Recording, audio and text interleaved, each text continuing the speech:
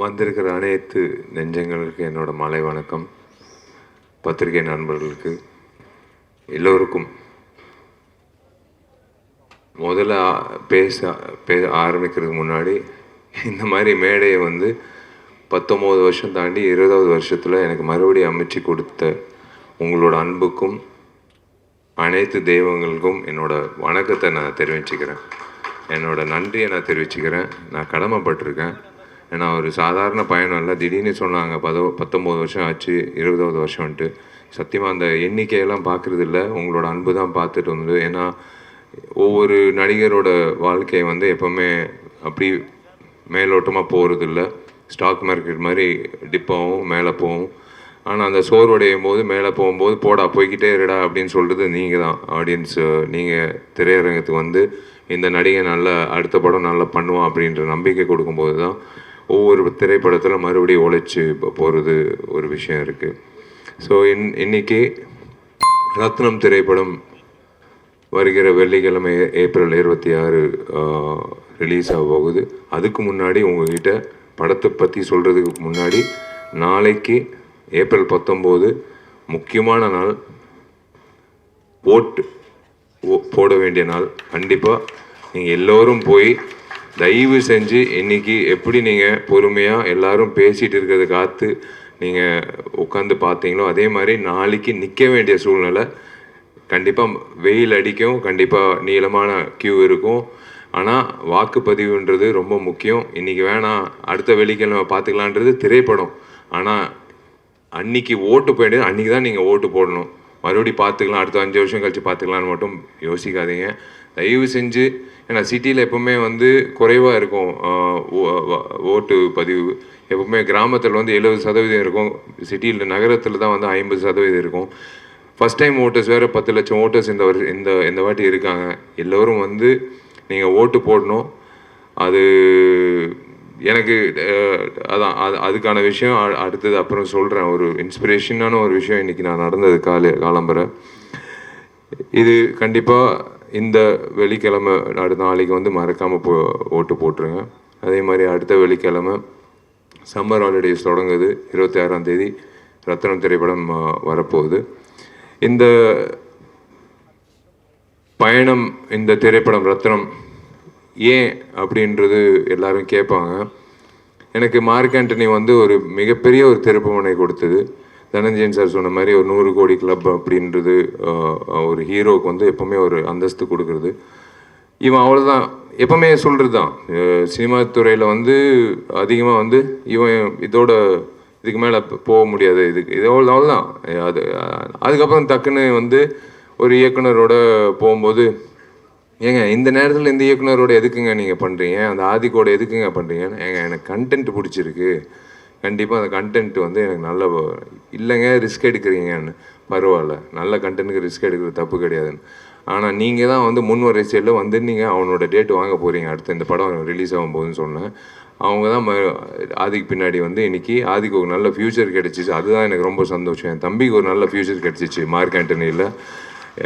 எனக்கு ஒரு நல்ல இவர் ஏதோ இந்த அண்ணன் சமுத்திரகண்டி மாதிரி எனக்கு இன்னொரு அண்ணன் எஸ்ஜி சூர்யா கிடைச்சாரு, சுனில் அவர்கள் கிடைச்சாரு. அந்த மார்க் ஆண்டனி திரைப்படம் ஒரு மிகப்பெரிய வெற்றி அடைஞ்சது. அதுக்கப்புறம் எல்லோரும் ஆதிக்கு பின்னாடி சுற்ற ஆரம்பிச்சிட்டாங்க டேட்டுக்காக. அதுக்கப்புறம் அதான் ஹரி சார் சொன்ன மாதிரி எப்போவுமே காது வச்சு எல்லாத்தையும் கேட்கணும். நல்லது கெட்டது எல்லாமே கேட்கணும். நம்ம கெட்டது நம்மளை பற்றி சொல்கிறாங்க, கேட்கக்கூடாது. நம்ம அது நெகட்டிவாக சொல்லும்போது கேட்கக்கூடாது. அப்படி இல்லை, அவர் சொன்ன மாதிரி சுற்றிக்கிட்டே இருக்கணும். நம்மளை பற்றி என்ன சொல்கிறாங்க, நம்ம ஏதாவது திருத்திக்கணுமா, இப்போ இருக்க நடிகர்கள் என்னென்ன பண்ணிகிட்ருக்காங்க அப்படின்றது ஒரு பக்கம். பட் ஒரு விஷயம் எனக்கு வீட்லேயே ஒரு பெரிய ஒரு இம்சை. எங்கள் அம்மா ஒரு மிக தீவிரமான ஒரு ஹரி சாரோட ரசிகர். இது நாங்கள் எப்போவுமே இது எதுவுமோ தெரில, 8 வருஷம் கழிச்சு ஒவ்வொரு வாட்டி நாங்கள் சேர்ந்து வரோம். தாமிரபரணி, அதுக்கப்புறம் பூஜை, அதுக்கப்புறம் இப்போ ரத்னம். ஒவ்வொரு வாட்டி நான் ஒரு படப்பிடிப்பு போயிட்டு இருக்கும்போது 2 கேரக்டர் இருக்காங்க எங்கள் வீட்டில். ஒன்று எங்கள் அப்பா ஃபஸ்ட்டு படத்துலேருந்து இப்போ வரைக்கும் ஏதாவது என் பேர் வந்துருச்சுன்னா முதல்ல வந்து பேப்பர் கட்டிங் வந்து காலம்பரை கீழே இறங்கி வந்து உட்காரும்போது ஒரு பேப்பர் கட்டிங் கட் பண்ணிகிட்டு இருப்பார். என்னென்னா என் பேர் வந்திருக்கு, தினத்தந்தி மாலை மலர் ஏதோ ஒரு பேப்பரில் என் பேர் வந்திருக்கு. அது வந்து விஷால் நடிக்கும் செல்லமே, விஷால் கலக்கும் சண்டைக்கோழி, விஷால் வந்து இந்த படத்தை தோல்வி அடைஞ்சார், அதெல்லாம் வந்து பேப்பர் கட்டிங்னா பரவாயில்ல. இந்த கேரக்டர் எங்கள் நயனா எப்படின்னா, விஷால் பேர் வந்தால் போதும். ஒரு நாள் திடீர்னு கீழே இறங்கி வந்து சின்சியராக பேப்பர் கட் பண்ணிகிட்டு இருக்காரு. என்ன பண்ணிகிட்டு இருக்கீங்கன்னா, இல்லை உனக்கும் பிரியாமணிக்கும் காதல்னு வருது, இது ஏன்ப்பா கட் பண்ணுறீங்கன்னா, இல்லை உன் பேர் வந்திருக்கு அவ்வளோதான், அது போதும் எனக்கு அப்படின்னு கட் பண்ணி இருக்கிற ஒரு கேரக்டர். அப்படி ஒரு கேரக்டர் இருக்கார். ரெண்டாவது கேரக்டர் வந்து எங்கள் அம்மா. ஒவ்வொரு திரைப்படத்துக்கு நான் படப்பிடி போகும்போது, டே இங்கிட்டு வா, நீ எப்போ ஹரியோட படம் பண்ண போகிற அப்படின்னு கேட்பாங்க. இல்லைம்மா அது நேரம் வரும்போது கண்டிப்பாக அமையும். சும்மா நான் வந்து டிவிலே பார்த்துட்டு இருக்க முடியாது. இப்போ சீக்கிரமாக வந்து எனக்கு ஹரியோட நீ இப்போ படம் பண்ணணும். அம்மா டைம் வரும்போது கண்டிப்பாக நான் நடக்கும்மா, டெஃபினட்டாக நடக்கும்னு ஒவ்வொரு வாட்டி இப்போ சொல்லிகிட்டே இருப்பாங்க. ஸோ இந்த நேரத்தில் மார்கண்ணி முடிஞ்சு இப்போது சுற்றி கேட்கும்போது எல்லாரும் வந்து சொன்ன விஷயம் வந்து, சார் வந்து பழைய விஷால் பார்க்குற மாதிரி ஒரு சண்டைக்கோழி, திமிரு, தாமிரபரணி விஷால் பார்க்கணும் மாதிரி இருக்குது அப்படின்னு சொன்னோன்னே எனக்கு என்னமோ தெரில. இதுக்கு உண்மையிலே மனசார எப்போவுமே ஃபில்டர் கிடையாது, உங்கள் எல்லோருக்கும் தெரியும். இந்த திரைப்படத்துக்கு முக்கியமான காரணம் வந்து மினி ஸ்டுடியோஸ் வினோத் தான். வினோத் வந்து சொன்னாப்புல, சார் நீங்கள் ஹரி சாரோட மறுபடி படம் பண்ணணும், நீங்கள் பண்ணோம் சார் அப்படின்னாப்புல. Correct, okay. நான் நேராக ஹரி சார் ஃபோன் அடித்தேன். சார் நம்ம 2 பேரும் சேர்ந்து படம் பண்ணலாமா சார்? ரொம்ப சந்தோஷப்பட்டார். ஏன்னா எனக்கு அண்ணன் மாதிரி தான், நான் எப்போவுமே என்னோட பெரிய அண்ணன் மாதிரி தான் நான் வந்து ஹரி சார் பார்த்தது உண்டு பர்சனலாக. எப்போவுமே ஒரு பெரிய அண்ணன்கிட்ட எப்படி நடந்துக்கிறது, அவங்க வீட்டில் கூட என்னை அப்படி தான் பார்ப்பாங்க, அவங்க வீட்டு பிள்ளை மாதிரி தான் பார்ப்பாங்க. நான் ஹரி சார் கிட்ட சொல்லும்போது ரொம்ப சந்தோஷம், பண்ணலாம் விஷயம்னா அங்கிட்டே இருங்க சார், நான் வரேன் உங்கள் ஆஃபீஸ்க்கு, அலுவலகத்துக்கு வரேன், நம்ம படம் பண்ணலாம் சார்னு சொல்லும்போது சார் ஒரு லைன் சொன்னார். லைன் சொல்லும்போது ஒரு விஷயம் எப்போவுமேங்க, ஒரு நடிகருக்கு ஒரு புதுமுக இயக்குனர் கதை சொல்லும்போது அது நல்லா இருக்குது நல்லா இல்லைன்றது டக்குன்னு சொல்லிடலாம். ஒரு பெரிய இயக்குனர் 3ஆம் முறை வரும்போது, அது 2 முறை, அதுவும் பெரிய வெற்றி உங்களால் கிடைச்சதுனால 3ஆம் முறை வரும்போது சார் என்ன வச்சுருப்பார் அப்படின்னு ஒரு தயக்கத்தில் இருப்போம் டெஃபினட்டாக, எப்படி பண்ணியிருப்பாருன்னு. ஆனால் எனக்கு ஒரு தேவி சொன்ன மாதிரி, எல்லாரும் சொன்ன மாதிரி, சுகுமார் சொன்ன மாதிரி, சமுத்திரகன்யான் சொன்ன மாதிரி, எல்லாரும் அது எதிர்பார்க்காத ஒரு ட்விஸ்ட், ஒரு விஷயம் வச்சுருந்தாரு திரைக்கதையில். ஒரு 30 நிமிஷம் கழிச்சு நான் சத்தியமாக எதிர்பார்க்கல. அது கேட்ட உடனே வந்து எனக்கு டக்குன்னு ஹரி சார் சொன்னேன், சார் இது டெஃபினட்டாக வந்து எனக்கு பெரிய சந்தோஷம், கரெக்டான டைமில் நான் உங்ககிட்ட வந்துட்டேன். இது வேற ஒரு ஹீரோ பண்ணியிருந்தால் கண்டிப்பாக நான் வருத்தப்பட்டிருப்பேன். எனக்கு கண்டிப்பாக அது பண்ணிடலாம் சார், கரெக்டாக பண்ணிடலாம் சார் அப்படின்னு சொல்லிட்டு கரெக்டாக கார்த்திக் ஸ்டோன் பெஞ்சுக்கு ஒரு படம் பண்ணலாம் பிரதர் அப்படின்னு அதுக்கு முன்னாடி நாங்கள் பேசிகிட்டு இருந்தோம். கரெக்டாக வந்து இல்லை கார்த்திக் இந்த படம் பண்ணிடலாம் அப்படின்னு சொல்லி அமைஞ்சுது. இதுதான் நானும் ஹரி சார் பயணம் தொடங்கணும். இதுக்கு ஒரு நல்ல ஒரு பிளாட்ஃபார்ம் வேணும். ஏன்னா இப்படி நின்று பேசிகிட்டு இருக்கும்போது நம்ம என்ன தான் நினைச்சாலும் ஒரு நல்ல ஒரு பிளாட்ஃபார்ம்ன்றது ஒரு நல்ல ஒரு தயாரிப்பாளர் தேவை. அப்படி வந்து எனக்கு ஒரு நல்ல தயாரிப்பாளர் வந்து கார்த்திக்கு கிடைச்சாப்புல. எனக்கு தெரியாது அப்போது டார்லிங் அலங்கார பாண்டியனோ இல்லை ஜி ஸ்டுடியோ அந்த டைமில் வந்து எனக்கு பேர்கள் தெரியாது. ஆனால் கார்த்திக்கு பண்ணலாம் அப்படின்னு சொல்லும்போது then I got to meet everyone and we started off and அந்த படம் தொடங்கிடுச்சு. எனக்கு தேவி இந்த படத்துக்கூட இசையமைக்கிறாருன்னு சொன்னோடனே அப்பா கடைசியாக என் டார்லிங் வந்து என்னோட சேர போகிறாப்புல அப்படின்னு சொல்லி தேவியும் வந்ததுக்கப்புறம் அடுத்தது வந்து கேஸ்டிங்னு சொல்லும்போது ஒவ்வொரு விஷயமா, பிரியாவோட ஃபஸ்ட் டைம் நான் நடிக்கிறேன், லவ்லி ஹியூமன் பீயிங். அண்ட் கண்டிப்பாக ஒரு விஷயம் நான் ஒன்று சொல்லிக்கிறேங்க ஹரி சார் பற்றி, இதுக்கு கண்டிப்பாக நீங்கள் கை தட்டணும். ஹீரோவுக்கு முக்கியத்துவம் கொடுக்கறது எல்லா இயக்குனரும் கொடுப்பாங்க. ஆனால் ஒவ்வொரு ஒரு படத்தில் பார்த்தீங்கன்னா ஏன் திரைப்படத்தில் ஒரு பெண்மணிக்கு வந்து முக்கியத்துவம் கொடுத்து அந்த பெண்மணியை வந்து தியேட்டர் விட்டு வெளில போகும்போது அவங்கள மனசில் வச்சுக்கிற அளவுக்கு அவர் எப்பவுமே ஒரு கதாபாத்திரம் வந்து உண்டாக்கி கொடுப்பார்.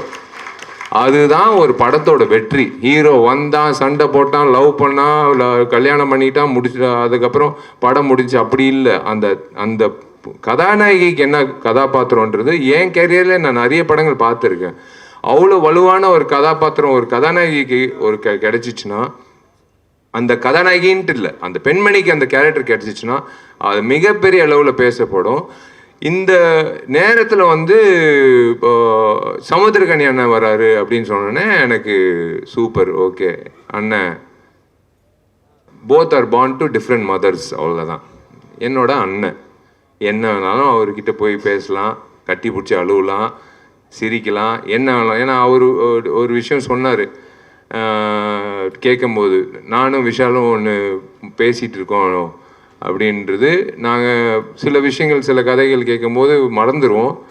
ஆனால் இத்தனை வருஷம் கழிச்சு ஒரு கதை வந்து நான் அண்ணனை விரட்டிகிட்டே இருக்கேன், ஒரு கதை அண்ணா இந்த படம் பண்ணலாம். ஏன்னா எனக்கு அந்த அந்த நேரத்தில் இவருக்கு ஏதாவது ஒரு அட்வான்ஸ் கொடுத்துடலான்னு சொல்லிட்டு என்னன்னு தெரியாமல் எனக்கு தெரியும் இப்போ 100 ரூபா கொடுத்தேன்னு நினைக்கிறேன்.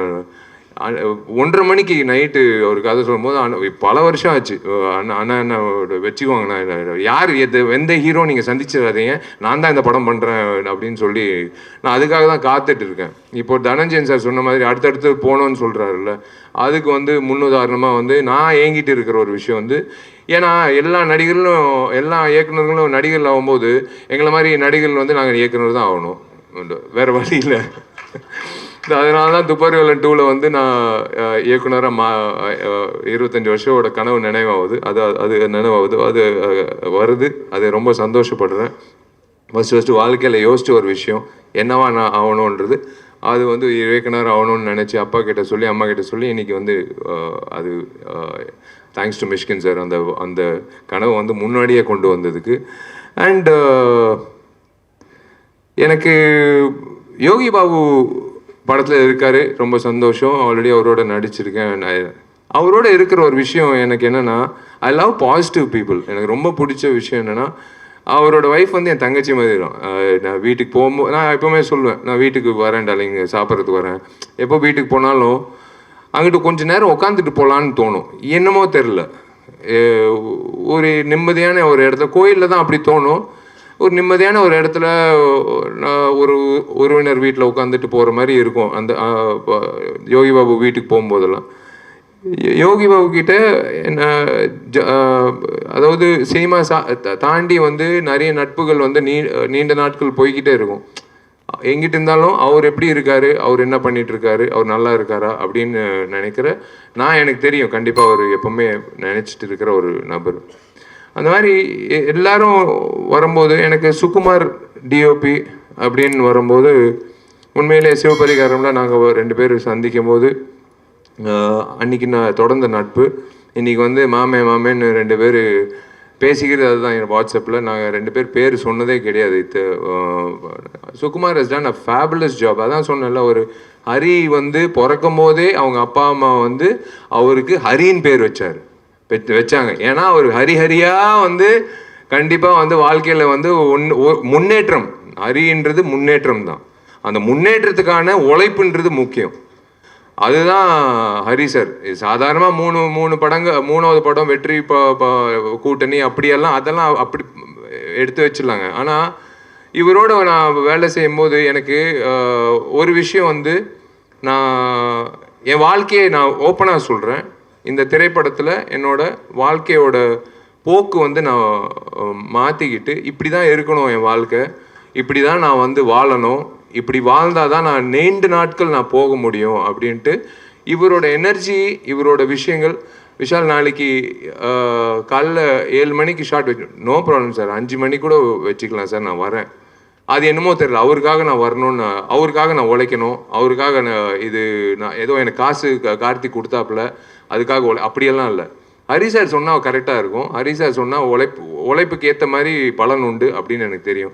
அவர் தம் கட்டி சொன்னார்ல 5 நிமிஷம் காட்சி, உண்மையிலே வியந்து பார்த்தேங்க. சத்தியமாக ஒரு கேமரா வந்து ஒரு ஃபில்மாக இருந்திருந்தால் கண்டிப்பாக வந்து எடுத்திருக்க முடியாது. டிஜிட்டலாக இருக்கிறதுனால hats off to Hari sir's vision. நான் இந்த படத்தில் வந்து நான் சொன்னேன், சார் நான் இயக்க போகிறேன்னு நினைக்கிறேன், இந்த திரைப்படத்துக்கு அப்புறம் உங்களோட நான் உதவி இயக்குனராக நான் வேலை செய்ய போகிறேன் சார், நீங்கள் கண்டுக்காதீங்க சார், நான் அப்படியே பார்த்துட்டே இருக்கேன். I want to see how he is executing that சொன்னார். ஆனால் எப்படி எக்ஸிக்யூட் பண்ண போகிறாரு, சுகுமாரும் எப்படி எக்ஸிக்யூட் பண்ண போகிறாரு, அப்படின்னு சொல்லும்போது எனக்கு சார் சொன்னார் 5 நிமிஷம் காட்சி விஷால், இந்த மாதிரி ஒரு காட்சி ஒரே ஷாட்டுன்னு ஸ்டிச் பண்ண போகிறோமா சார் அப்படின்னு நானும் கேட்டேன். இல்லை இல்லை இல்லை இல்லை இல்லை விஷால், 5 நிமிஷம் நம்ம ரிஹர்சல் பண்ணலாம், 2-3 நாள் கூட ரிஹர்சல் பண்ணலாம், ஆனால் ஒரே ஷார்ட்டில் எடுக்கிறோன்னு. பிளடி சேலஞ்சுங்க. இந்த இவருக்கு தேவையே கிடையாது அந்த மாதிரி பண்ணணும். கேட்டுக்கிட்டு பண்ணுறாரு பாருங்களேன், அதுதான் வந்து அவரோட வெற்றிக்கு. முதல்ல இந்த படத்தோட வெற்றி வந்து இயக்குனர்கிட்ட தான் வரணும். இயக்குனர் வெற்றி அடைஞ்சாதான் வந்து எங்களை மாதிரி நடிகர்கள் வந்து உங்கள் முன்னாடி வந்து நாங்கள் சொல்ல வேண்டிய விஷயங்கள் வந்து கரெக்டாக சொல்ல முடியும். அவரோட பாதையில் போயிட்டோம். அது எக்ஸிக்யூட்டட் பை டிஓபி சுகுமார். எப்படி, அதாவது ஒரு பறக்கிற கேமரா வந்து பிடிச்சா அந்த ஒரு ஆட்டம் வரும், அந்த ஆட்டம் வரக்கூடாது, தெரிஞ்சிடும் பிடிச்சிட்டாரு கேமராமேன்ட்டு. அதை பிடிச்சிட்டு இப்படி கொண்டு வந்து அந்த கண்டினியூ பண்ணும்போது என்னோட டார்லிங் கொரியோகிராஃபர், என் உடம்புல 109 தையல், 100வது தையலுக்கு நான் பார்ட்டி வச்சேன் என் நண்பர்களுக்கு. 109 தையலுக்கு அதிகமான காரணம் வந்து என்னோட டார்லிங் வந்து கனல் கண்ணன் மாஸ்டரு. என்னை வந்து இன்னைக்கு ஆக்ஷன் ஹீரோ விஷால் வந்து ஆக்ஷனில் கலக்கிறாரு அப்படின்னு ஒவ்வொருத்தர் சொல்கிறதுக்கு முக்கியமான காரணம் வந்து சண்டைக்கோழியில் என்னை நம்பினார் இந்த கனல் கண்ணன் மாஸ்டரு. எனக்கு வந்து இன்னும் ஞாபகம் இருக்குது, சண்டைக்கோழி கிளைமேக்ஸில் பண்ணிகிட்டு இருக்கும்போது ஒரு கிக் அடிக்கும் போது ஃபஸ்ட்டு ரியாக்ஷன் இவர் தான். இவர் கேமரா இது மானிட்டரெல்லாம் பார்க்க மாட்டார், அப்படியே உடச்சிட்டு போயிட்டே இருப்பார். ஏதாவது ஒரு எக்ஸைட்மெண்ட் இருந்தால் கிடச்சேன் ஜாக்கி சான் அப்படின்னு சொல்லிட்டு அப்படியே போயிட்டே இருந்தார். நான் வந்து ரோப் ஷாட்டில் நின்றுட்டுருக்கேன், பிரேக்குன்னு சொல்லிட்டு அவர் பாட்டு போயிட்டே இருக்கார், நான் பாட்டு ரோப்பில் நின்றுட்டு இருக்கேன். அவர் வந்து ரசிக்கிறார், என்ன சொன்னாலும் செய்கிறாயா, பரவாயில்லையா, சூப்பர் அப்படின்னு சொல்லிட்டு அவர் வந்து தொடங்கின ஒரு விஷயந்தான். எங்களுக்குள்ள ஒரு இது, ஃபஸ்ட்டு தையல் வந்துருச்சுன்னா விஷால் படம் சூப்பர் ஹிட் அப்படின்னு. அதே மாதிரி தான் 12, அதுக்கப்புறம் 16, அதுக்கப்புறம் பூஜையில் மறுபடி 16. அவர் வந்து என்னென்னா தையல் வந்து விஷால் முடிஞ்சிச்சுல, தையல் முடிஞ்சிச்சுதான். ஆமாம் மாஸ்டர் போட்டாங்க, தையல் போட்டாங்க அண்ணா. அப்போ ஷூட்டிங் போயிடலாம் மாஸ்டர். தெரியுமே மாஸ்டர், பரவாயில்ல, அது பிரச்சனை இல்லை, அது இப்படி வச்சுக்கலாம் அப்படின்னு. அந்த மாதிரி வந்து கனல் கண்ணன் மாஸ்டரு, ஹரி சாரு, சுகுமார், அங்கிட்ட இருக்கிற ஃபைட்டர்ஸு, அங்கிட்ட இருக்கிற அசிஸ்டன்ஸு எல்லாரும் சேர்ந்து அந்த 5 நிமிடம் வந்து காட்சி அமைச்சது வந்து it is going to be a treat for all of you. It is something you can expect always from a new director to prove it, not from a senior director at this point of time in his career. அது பண்ணுறாருன்னா இன்னமும் நானும் நிற்கிறேன், உங்கள் மத்தியில் நானும் நிற்கிறேன், நான் உங்களுக்கும் ஈடு கொடுக்குறேன் அப்படின்னு சொல்லி பண்ணுற ஒரு விஷயந்தான். ஸோ அதுதான் எனக்கு ரொம்ப இப்போ சந்தோஷமாக இருந்தது. அதுதான் எனக்கு ரொம்ப பிடிச்ச விஷயம். இன்றைக்கி ஐ தேங்க்யூ ஃபார் அதான் உங்கள் எல்லோருக்கும் நான் ஏன் நன்றி சொல்கிறேன்னா, இந்த பொக்கே கொடுக்குறதெல்லாம் எங்களுக்கு இப்போ பழக்கம் இல்லை, எப்போ ரொம்ப காலமாக இருக்குது அந்த ஒரு விஷயம். ஏன்னா எனக்கு தெரியும் 5 நிமிஷத்தில் உங்கள் வண்டி பின்னாடி தான் இருக்கும், அது வாடி போயிடும். அதெல்லாம் இப்போது சிரிப்பு பார்த்தீங்கன்னா அந்த 2 பிள்ளைகள், நீங்கள் தான் இப்போ படிக்க வைக்கிறீங்க, நான் படிக்க வைக்கல, நான் படிக்க வைக்கிறேன். ஆனால் இன்றைக்கி ஒரு நிகழ்ச்சியில் வந்து 2 பேருக்கு ஒரு வாய்ப்பு கிடைச்சிச்சுல, அது நீங்கள் தான் வந்து இப்போ இன்றைக்கி வந்து அது உணர்ந்து நீங்கள் வந்து மதித்து கொடுத்தீங்களே, அதுக்காக தான் வந்து அந்த 2 பிள்ளைகளுக்கு வந்து படிப்பு கிடைச்சிச்சு. அதுவும் பெண் குழந்தைகள் படித்து முன்னேறினாங்கன்னா ஒரு பெரிய ஒரு சமுதாயமே மிக சிறந்த சமுதாயமாக இருக்கும். அதுதான் வந்து எனக்கு ரொம்ப பிடிச்ச விஷயமா இருந்தது. இன்றைக்கி உங்களால் இன்றைக்கி 2 குழந்தைங்க படிக்க வராங்க. ஒரு கேப்டன் மூலிமா வந்து நான் கற்றுக்கிட்டது வந்து எல்லாருக்கும் வந்து ராஜா பகதூர் தெருவில் யார் போனாலும் உள்ள அலுவலகத்துக்கு உள்ள கேப்டன் அண்ணன் உள்ள அலுவலகத்துக்கு வந்தால் சினிமா உதவி இயக்குனர், கஷ்டப்படுற உதவி இயக்குனராக இருந்தாலும் சரி, யாராக இருந்தாலும் சரி, பட்னியோடு வெளில போகக்கூடாது, சாப்பிட்டு போகணும் அப்படின்றது ஒரு விஷயம். 2வது உணர்வு வந்து எனக்கு என்ன சாப்பாடு போடுறாங்களோ கடைசி ஊழியர் வரைக்கும், அந்த லைட் ஆஃபீஸர் வரைக்கும் ஒரே சரிசமமான சாப்பாடு, அந்த கேப்டன் சொன்னது. இன்னொரு கேப்டன் இருக்கார், அவர் பேர் முழுசாக சொல்ல மாட்டேன். அந்த கேப்டன் மூலிமா வந்து நான் மேற்கொண்டு நிறைய பேருக்கு சோறு போடணும் அப்படின்னு எனக்காக வேண்டிட்டு இருக்க ஒரு கேப்டன். நான் அந்த நம்பர் யாருன்னு நான் சொல்ல மாட்டேன். எனக்கு வந்து ஒரு விஷயந்தாங்க, தனஞ்சயன் சார் சொன்னது கரெக்டு. 100 கோடின்றது 200 கோடி 250 கோடி எல்லாரும் யோசிக்கிறது, நான் அந்த கோடிகள் யோசிக்கிறது இல்லை. என்னோட இயக்குநர்கள் தான் நான் நம்பிட்டு இருக்கேன். என்னோட ப்ரொடியூசர் என் மேலே இருக்கிற நம்பிக்கையில் நான் நடித்து கொடுக்குறேன். அந்த வெள்ளிக்கிழமை இந்த தெய்வங்கள்லாம் வந்து வெள்ளிக்கிழமை நல்ல படங்கள் அப்படின்னு சொல்லி அந்த கொடுக்குற அந்த தெய்வங்கள் கொடுக்குற அந்த தீர்ப்பு தான் நாங்கள் வேண்டிக்கிறோம். இதில் முக்கிய விஷயங்கள் என்னென்னா, ஒரு நல்ல டிஸ்ட்ரிபியூட்டர் கிட்ட போகணும், ஒரு நல்ல திரையரங்கத்தில் வரணும், ஒரு நல்ல தேதியில் வரணும். எதுக்காக படம் எடுக்கிறோம்?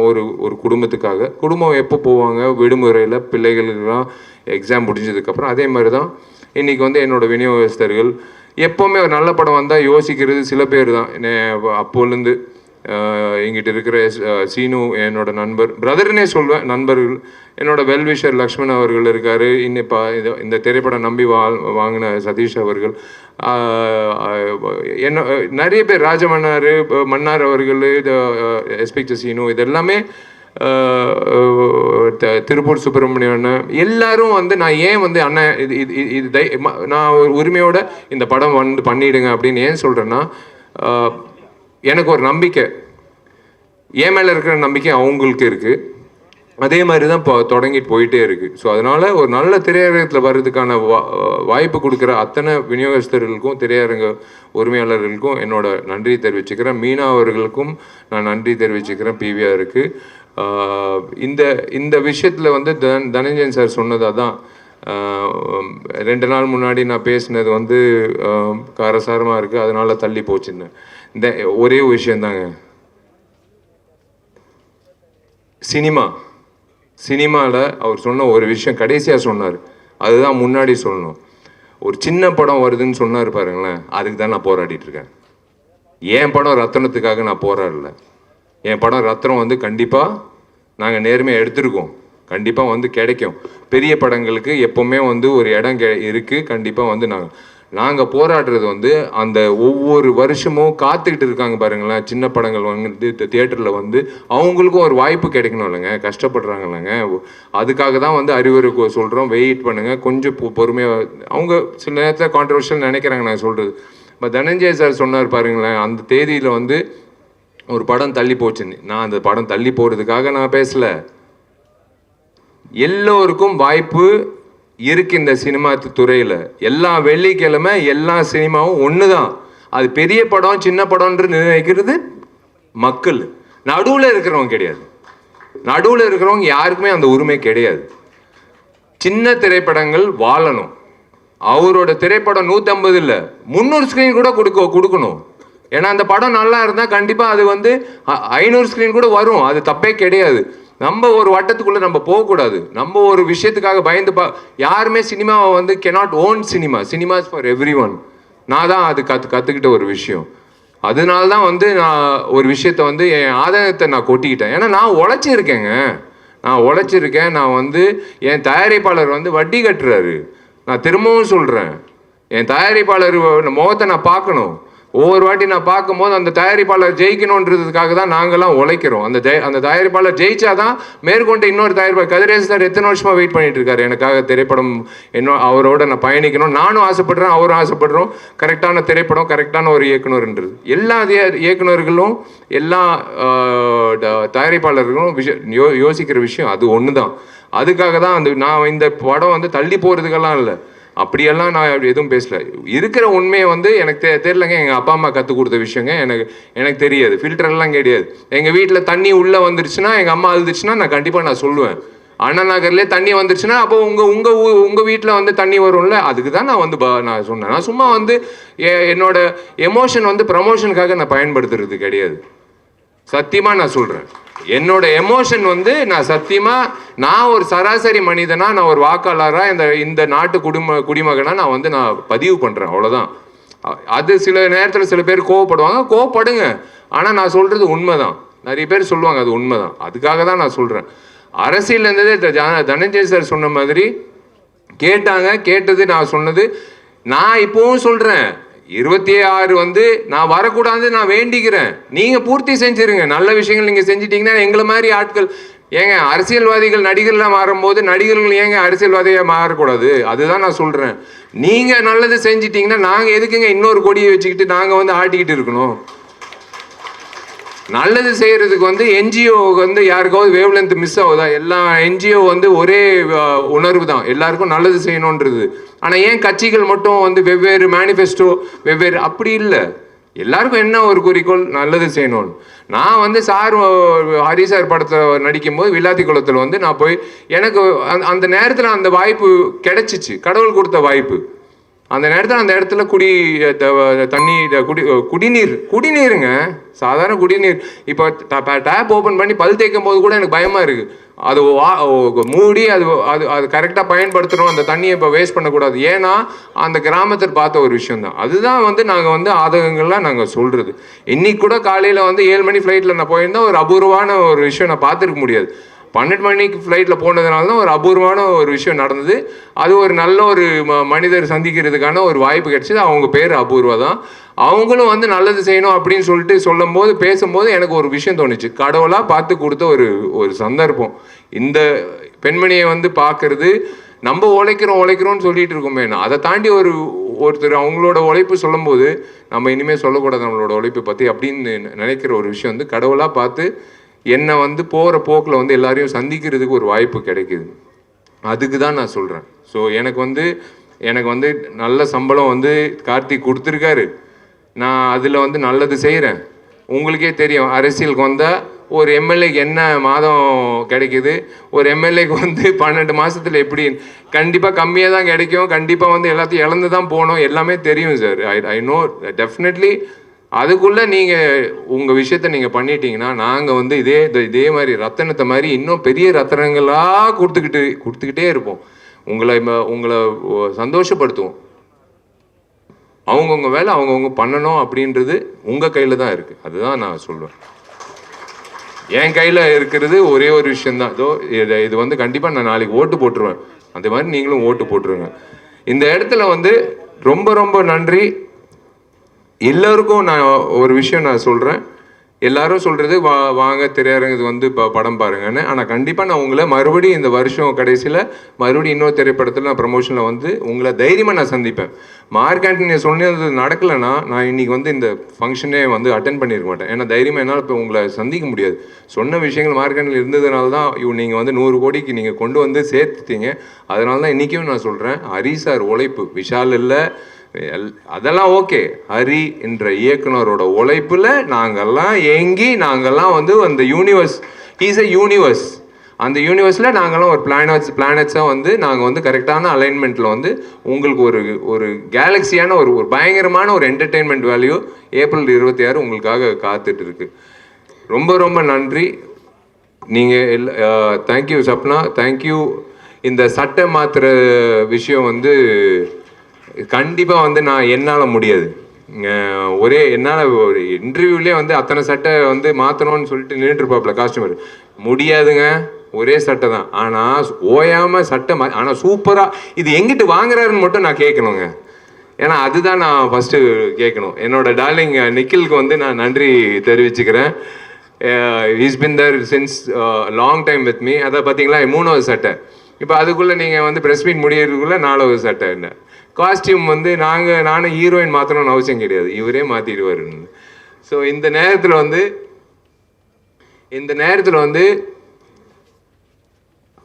I would like to say one thing. எனக்கு நீங்கள் சொன்னது கரெக்ட் தான். First song Rajasundaram master song காதலிக்க மாசே இல்லைன்றது பயந்து நின்னேன். நல்ல வேலை இப்படியோ முடிச்சிட்டேன். அதுக்கப்புறம் வந்து ஏதோ இவர் உட்காந்துருக்காரு டார்லிங் தினேஷ் மாஸ்டர். அது எப்படி சொல்கிறதுன்னு தெரில. இந்த நட்பு எனக்கு ரொம்ப பிடிக்கும் அப்படின்னு 3 வார்த்தையில் சொல்லிடலாம். அது ஓகே. பட் என்ன ஒரு நடிகனா வந்து இவனும் வந்து செம்மையாக டான்ஸ் ஆட முடியும் அப்படின்னு நிரூபித்து காட்டினது பொறுமை வேணுங்க. 20 டேக்கு நீங்கள் பார்க்குறதெல்லாம் வந்து இப்போது ஒரு சிங்கிள் இதில் பார்க்குறீங்க. ஆனால் இப்போ பொறுமையாக காத்துட்டு இருப்பார், அப்படியே நின்றுட்டு இருப்பார் அப்படின்னுவார். நான் பாட்டு ட்ரை பண்ணிட்டே இருப்பேன். அவரும் வெயிட் பண்ணி சிங்கிள் ஷாட்டெல்லாம் வச்சுருவார் எனக்கு. இப்போ பிஜிஎம் எல்லாம் அந்த நம்பிக்கை தான் என் மேலே இருக்கிற நம்பிக்கை. என் டார்லிங் வந்து தினேஷ் மாஸ்டர் வந்து எனக்கு லைக் அதான் சினிமா இண்டஸ்ட்ரியில் நிறைய நபர்கள் வந்து நான் இழக்கக்கூடாது அப்படின்ற பட்டியலில் இருக்கிற ஒரு நபர் வந்து Dinesh and his wife and his children. they are family to me. And இன்னொரு ஏஜென்ட் டீனா அப்புறம் மிராஜ் 2 பேர் வந்து மறக்கவே முடியாது. நாங்கள் பண்ணுற சேட்டைகள் இவருக்கு தாங்க முடியாது. இவர் வந்து அவங்கள தள்ளி விட்டு என்னை வந்து படப்பிடிப்பு கொண்டு வருவார். அந்த வகையில் வந்து Dinesh being part of my journey in this 20 years and making and moulding me as a better dancer, இது ஒரு பெரிய விஷயம். யாராவது விட்டுட்டேன்னா நன்றி. நான் ரசிகர்கள், நான் என்றைக்குமே உங்களை ரசிகர்கள் நான் சொல்லவே மாட்டேன். நீங்கள் தெய்வங்கள், என்னோட நண்பர்கள். நீங்கள் எல்லோரும் வந்து நீங்கள் போய் நீங்கள் சம்பாதிச்ச காசில் ஒரு துளி எடுத்துக்கிட்டு விஷால் நம்பி அந்த படத்தை பார்த்துட்டு என்னை வந்து இத்தனை வருஷம் நீங்கள் அழகு படுத்தி பார்க்குறதுல எனக்கு வந்து நான் கடமைப்பட்டிருக்கேன். அதனால் என்னால் முடிஞ்ச அளவுக்கு உங்களுக்கு திருப்பி கொடுக்குறதில்ல, இந்த சமுதாயத்தை திருப்பி கொடுக்குறதில்ல நான் கண்டினியூ பண்ணிக்கிட்டே இருப்பேன். கடன் வாங்கினாலும் சரி பரவாயில்ல, ஆனால் நான் என்னால் முடிஞ்ச அளவுக்கு நான் இந்த சமுதாயத்துக்கு நல்லது செஞ்சு நிம்மதியாக ஒரு 4 மணி நேரம் தூங்குறதுக்காக நான் பண்ணுற ஒரு விஷயம், அவ்வளோதான். வேறு ஒன்றும் இல்லை. இந்த இதுக்காக பப்ளிசிட்டிக்காகலாம் இல்லை. நான் வந்து இன்னைக்கு நான் என்ன பண்ணேன் அப்படின்ற ஒரு விஷயந்தான். அதுதான் நான் ஏங்கிட்டு இருக்கிறது. அதுதான் எங்கள் அப்பா அம்மா கற்றுக் கொடுத்தது. நீ வந்து ஒரு அந்தஸ்துக்கு வந்துட்ட, நீ வந்து 4 பேருக்கு வந்து நல்லது செய்யும் அப்படின்னு சொன்னதுனால தான் நான் பண்ணிகிட்ருக்கேன். இந்த உட்காந்துருக்காங்க 2 பேர். எங்கள் அப்பா அம்மாவுக்கு வந்து நான் என்றைக்குமே வந்து கடமைப்பட்டிருக்கேன். ஃபஸ்ட்டு வந்து கல்யாணம் எப்போன்னு கேட்டாங்க. ஆர்யாவுக்கு அப்புறம்னு சொன்னேன். அந்த பரதேசி ஆர்யா கல்யாணம் பண்ணிக்கிட்டான். அப்புறம் வந்து அம்மா வந்து இப்போ ஆர்யா கல்யாணம் ஆயிடுச்சு, எவ்வளோ நல்ல பொண்ணு சாயிஷா கல்யாணம் பண்ணிக்கிட்டான், இன்றைக்கி ஒரு புள்ள பிறந்திருக்கு, நீ என்ன பண்ண போகிறான்னு. அம்மா பிரபாஸுக்கு கல்யாணம் ஆகட்டுமா, அதுக்கப்புறம் நான் கல்யாணம் பண்ணிக்கிறேன்னு. இப்போ வந்து அம்மா காத்துட்ருக்காங்க, ஃபோன் பண்ணி கேட்குறாங்க பிரபாஸுக்கு எப்போ கல்யாணம்னு. ஒருவேளை பிரபாஸுக்கு கல்யாணம் ஆச்சுன்னா சல்மான் பாய் இருக்கார், சல்மான் கான் ஆனதுக்கப்புறம் கல்யாணம் ஆகும். தேங்க்யூ, ரொம்ப நன்றி சார். எல்லா படங்களையும் சப்போர்ட் பண்ணுற மாதிரி நீங்கள் வந்து தினேஷ் மாஸ்டரோட படத்தோட ஃபர்ஸ்ட் லுக்கையுமே ரிலீஸ் பண்ணி கொடுத்துருக்கீங்க.